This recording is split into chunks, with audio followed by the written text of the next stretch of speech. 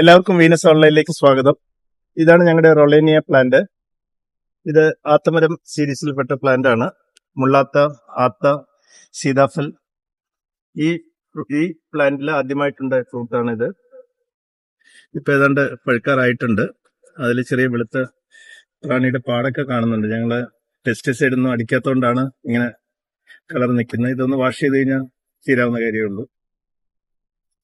Taste vice നല്ലതാണെന്നാണ് കേട്ടത്. നിങ്ങൾ ഇതിന് പഴുത്തിട്ട് 2 ദിവസം കഴിയുമ്പോൾ അറിയാം. എല്ലാവർക്കും വീട്ടിൽ വെക്കാവുന്ന ഒരു പ്ലാന്റ് ആണ്. അധികം സ്പേസ് ഒന്നും വേണ്ട. പിന്നെ ഇതിൻ്റെ അകത്ത് ഇഷ്ടംപോലെ പ്രോട്ടീൻ, ഫൈബർ, ഷുഗർ കണ്ടന്റ് കുറവാണ്. കഴിക്കാനും നല്ല ടേസ്റ്റ് ആണ്. ഇത് ഒറിജിൻ ബ്രസീലിൽ നിന്ന് വന്ന ഒരു ഫോറിൻ പ്ലാന്റ് ആണ്. പക്ഷെ നമ്മുടെ കാലാവസ്ഥയിലും നന്നായിട്ട് ഫ്ലവറിങ്ങും ഫ്രൂട്ടും പിടിക്കുന്ന ഒരു പ്ലാന്റ് ആണ്.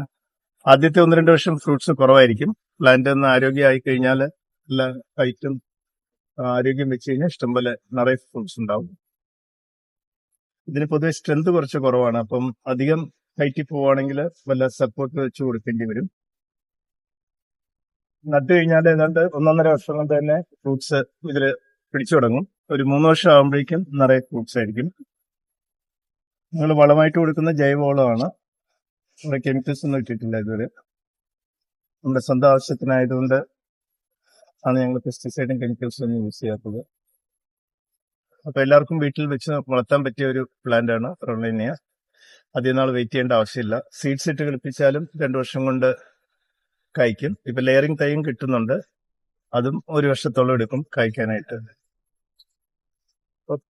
അപ്പൊ ഈ സീസണിൽ ഇപ്പം ഞങ്ങളിവിടെ നട്ടിരിക്കുന്ന പല ഫ്രൂട്ട്സും പ്ലാന്റ്സും ഫ്രൂട്ട് തന്നു തുടങ്ങി.